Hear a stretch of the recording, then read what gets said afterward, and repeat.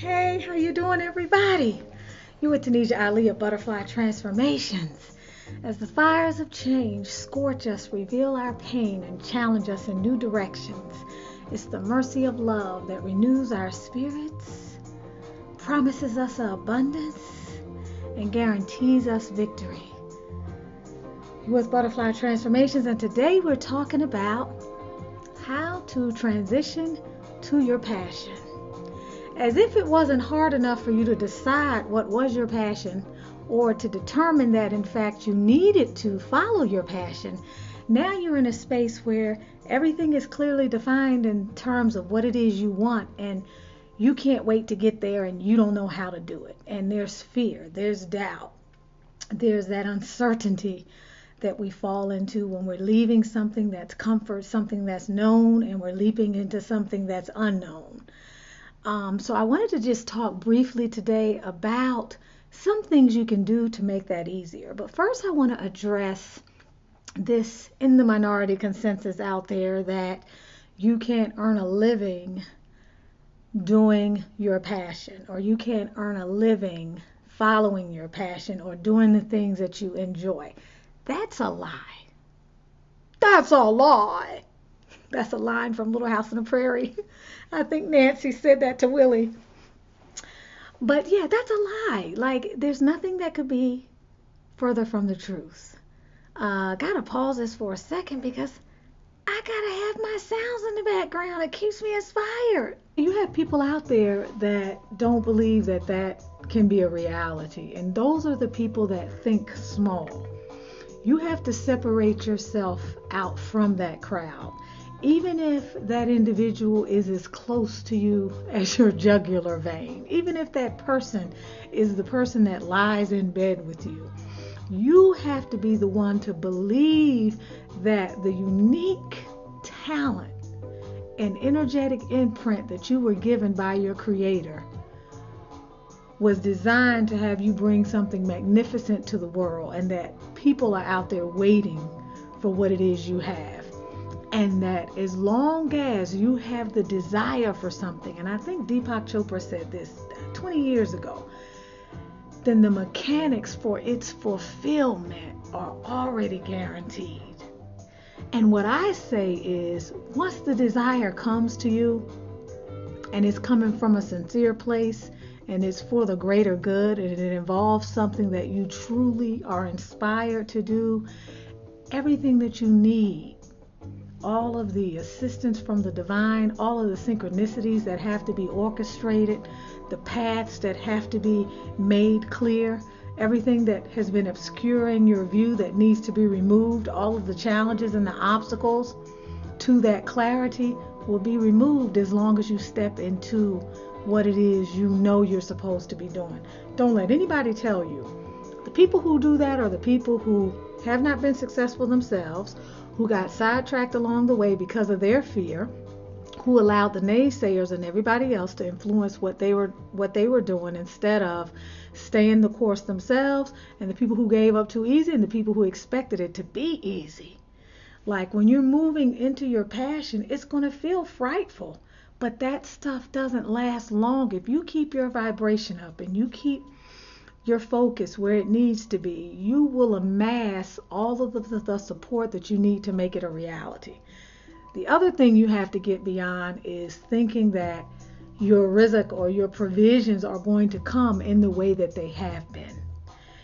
You have to bring to bear all of your light, all of your talent, and everything that you have in order to bring about your promise, which has been guaranteed. So maybe you're not collecting a check anymore, but maybe you have 4 or 5 different ways that your abundance is coming to you because you're leveraging everything. And believe me, once you stand in your creative power and your passion and you get that sacral chakra flowing, that sacral chakra energy going, and you're flowing and you're open to receiving and you're receptive and you're creating and you're standing in your divine feminine, nothing can stop you, because it's at that time that you place yourself in the vortex of life, Okay, so the only other thing you have to do is keep the fear at bay, remove it as an energy from your life, and open yourself up to the abundance that you have been promised. I'm not talking no crazy woo-woo stuff.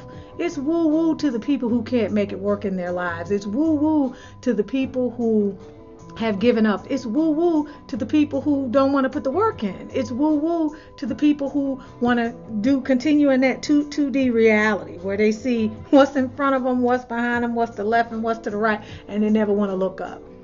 Those people that I like to say are unfortunately like the sheep who's slayed, who doesn't see the glory of the sun until his neck has been cut.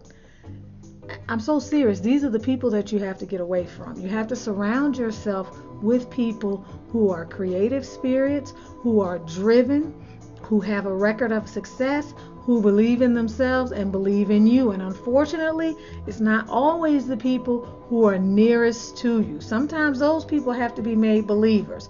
So you have to fortify yourself, and you have to know what it is you want, and you have to be willing to go out there and get it. Don't let the people around you stop you. Don't let them be a measure of your truth. Just don't. If you're going to let people be a measure of your truth, at least find and get in with the people who are doing the things that you want to do. All right? So I just wanted to give you a few pointers on some of the ways that you can transition into your passion. I like to say, obviously, if you're transitioning into your passion, you have an entrepreneurial spirit. People who are entrepreneurs are not, we're sort of out of the box, nonconformist people anyway. We tend to kind of have a rebellious spirit on some level, or where we don't just always, we're not satisfied with just following, the straight and narrow path. We don't need to always be doing what everybody else is doing. So when you have that kind of spirit, to honor that spirit, you have to find a way that allows you to be that person, but also allows you to balance or bring equanimity to the realities of what you're presented with. Oftentimes when people decide that they have had it with something, or they've outgrown a particular element and it's time for them to move into something else, they have responsibilities. Not too many of us in this world are out here just flying by the seat of our pants for the sake of doing it because it's fun, or going to work every day because we just don't have anything else to do. We're doing this because it's something that life has required of us, and the things that we believe we want and need in our lives require that we work. Okay, there's nothing wrong with that. My point is this: you cannot jump head first, and maybe you can. I'm going to tell you how I did it and how I've been doing it for the last 22 years. First, I made a decision that this was something that I wanted, and nothing was going to stop me. When I left my first teaching job, I started packing up my things and putting them in the car about a month before the school year ended. I didn't have a job, or at least I couldn't see it in the 3D reality. And I remember my principal looking out the window, and I know he was thinking, because it was a rough year. That was my third year of teaching in the public school system, and it was a rough year because I wasn't going to let anybody push me around. And I certainly wasn't going to be in an unhealthy environment. So I voted with my feet. I decided I'm not going to put up with this nonsense. So at that point, I was determined that I wasn't coming back. I had a little fear of uncertainty, didn't quite know where I was going to be going, but I made the decision that I wasn't coming back, and I began to do the things in my life, or what some people would call to live as if, right? I put some feelers out. I had some experience with technology, and I knew that I had, there was a small technology company that was interested in me at this particular time. So I put something over there and, cast my fate to the wind. What I did was I leaped from something that I knew, and in the leaping became certain that I made the right decision, and I landed in a place that I was supposed to land in because that was what I was supposed to be doing, and I had faith that I wasn't looking back. That was the first example. I think the time period of not having a job probably lasted about 30 days. And I made this transition during the summer months. When I left my second teaching position as a technology coordinator in Atlanta Public Schools, what I did then was I started my own school at the beginning of the year of working as a technology coordinator. And when I would leave my full-time job in APS, I would then go to my school in the evenings during the week and then on Saturday and Sunday. So I had one foot here and one foot there. I loved what I was doing. I was very good at what I was doing, and I defined my niche to the point to where when people found out what my services were, I had no shortage of clientele. After the first 3 months, I went from 13 to 38 students. So by March, when I was burning at both ends, I made a choice. I can now leave this situation that, although it has its merits, it was a lot of crazation. I could leave this situation and transition full time into something that I knew I had control over, where I was making much more moolah. I was working a fraction of the hours, and I was off on Fridays because I could do it the way I wanted to do it. I had a committed nucleus of parents who were bringing their kids in the evening during the school year and on Saturdays and Sundays. So I felt that if I did a full-time day school from 7 or 8 to 2 or 3 in the afternoon, 4 days a week, that would be ideal. So I took the leap. Now, I ran my school successfully for 15 years until it was time for me to grow again and to enlighten more minds in the pursuit of intellectual curiosity and spiritual wellness. So what was I doing? When I made my last move 6 years ago into a location where I had to put up a huge sign outside because that was just what was allowed in that particular location, and there was a space, a placeholder for it. By doing that for the school, it also opened me up to tutoring business, which I hadn't expected. So I started tutoring during the week. That kept me busy. And then 3 years, well, around the same time I got my Reiki certification, but I wasn't doing Reiki for the public at that time. About 3 years into that, I started doing Reiki. I started with the students first. I changed the curriculum to incorporate meditation, some Reiki healing, and some other kinds of things. And I realized, wow, I need to be doing Reiki for the community. It's working on the students, it's working on me, it's working on my family. I want to share this. So I began at this time cultivating that practice. Even though for many years I've been on this spiritual journey, it kind of started to come together. And so here I was, I had the school, I had the tutoring, and then I had the Reiki that started out. And by the end of the first year, it was becoming more regular. Obviously, I had to cut back on the days during the week and the evenings I was tutoring because I was working too much. But I was firing up the Reiki, and I noticed that it was time for me to begin to grow in another direction. I had exhausted my growth with regard to my school. And although it was extremely successful, and I loved the kids, loved them to death, it was just an amazing experience. I was so grateful every day to come into that environment and say, wow, this is what I was able to co-create. I also knew that it was time for me to take things to the next level.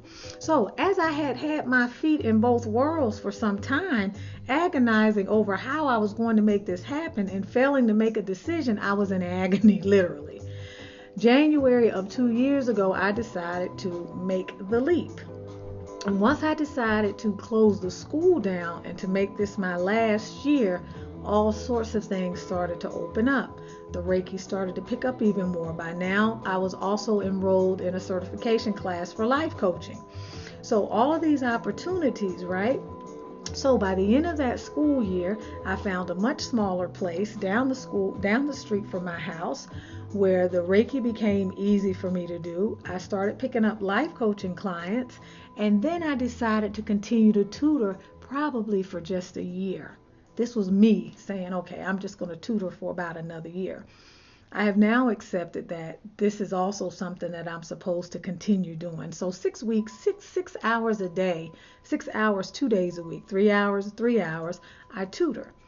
I still have a nucleus of parents who were loyal, who still need tutoring. And I love to work with children still. So I do it three days a week, 2 days a week for 3 hours. So between those things, between some other things like the tarot reading, which I do now, I do a multitude of other things. I am living well. I have an online school. I have the tarot reading. I still tutor 6 hours a week. That is extremely lucrative. I'm doing the 3 YouTube channels. I am doing the Reiki. Through the channels, I'm getting more abundance coming into the distance healing and the distance tarot, which I never expected when I started the channels. That wasn't something I thought about. Even though I did put something in my description for how people could reach me, I didn't really think I would be getting calls about distance tarot readings, Reiki. I didn't expect that. So my point is, I put myself in a place where it was possible for me to thrive because I followed my desire and passion. My passion for helping people to heal through ways that I myself healed, and my passion for introducing people to new paradigms has been something that has brought light into my life. It's brought abundance into my life. And because of the way I transition, it wasn't very difficult for me. So I say all of this to say, when you think about jumping out of one thing into something else and you don't have a plan, that's when anxiety builds. For you to be most successful, it's the same thing I recommend when people are trying to manifest more money in their life. If you're starting with pennies and you have nothing at all and you're trying to manifest and somebody's telling you you need to live as if, you're like, how can I live as if I don't have crap?